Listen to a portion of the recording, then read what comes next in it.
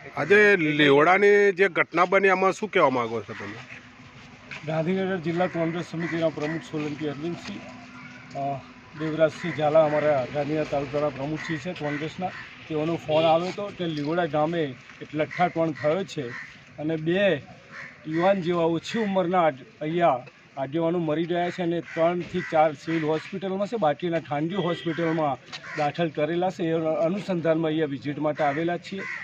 આ જે લઠ્ઠાટોંડ થયો છે આ ગાંધી અને સરદાર સાહેબની ભૂમિ ઉપર આની યોગ્ય તપાસ થવી જોઈએ, સાચી તપાસ થવી જોઈએ અને જે કોઈએ આ બાબતમાં લઠ્ઠાકાંડ બાબતમાં જ્યારે બી બનાવ્યું છે એને વધારેમાં વધારે સજા થાય એવી મારી વિનંતી. આમાં ગાંધીનગરની અંદર જે ગ્રીન સિટીની અંદર દારૂની છૂટછાટ આપી છે એના વિશે શું કહેશો તમે? ભાજપની કેન્દ્રમાં પણ ભાજપની સરકાર અને ગુજરાતમાં પણ ભાજપની સરકાર છે.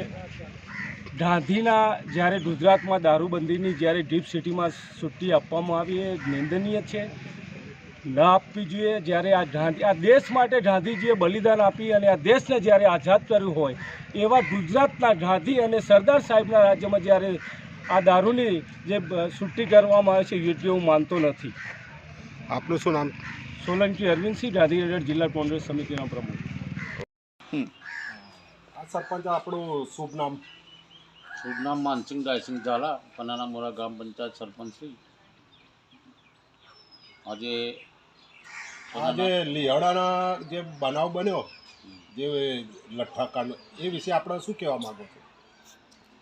લીહોડામાં પનાના મોરા, પાળિયાદ, કરજીનો મોરા આ બધા ગામડામાં ઘણા સમયથી આ દેશી દારૂનો ધંધો ધમધમી હતો. મેં ઘણી વખત પોલીસ સ્ટેશનના બીટ જમાદાર રજૂઆત કરેલી પણ કોઈ બીટ જમાદારે ધોન દોરેલી નહીં.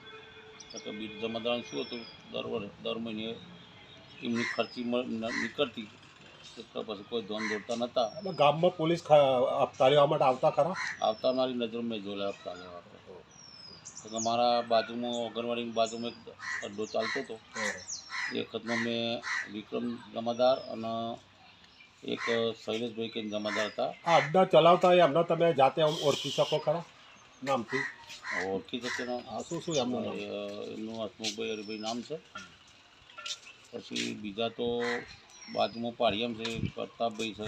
આશા માણસ એટલું નામ શું આપણે બહારના માણસો તો આપણે અને 2-4 જગ્યાએ જે કાલીપુરા ગામથી તૈયાર દારૂ આલી જતા વહેલા આવીને અને આખો દિવસ લોકો દારૂ પીને અને લોકો આજે અમારા ગામમાં લીવરમપનામાં 2 મૃત્યુ થયો. એક સિરિયસ છે, લગભગ 7 જણના દારૂ પીવાથી શહેરમાં દાખલ કર્યા. પોલીસે એવું કહેવા માગે છે કે દારૂ પીને મોત મળતો નથી. પછી કયા કારણથી મર્યો એ તો તપાસ. દારૂ પીવાથી કેટલા જણના મોત થયા?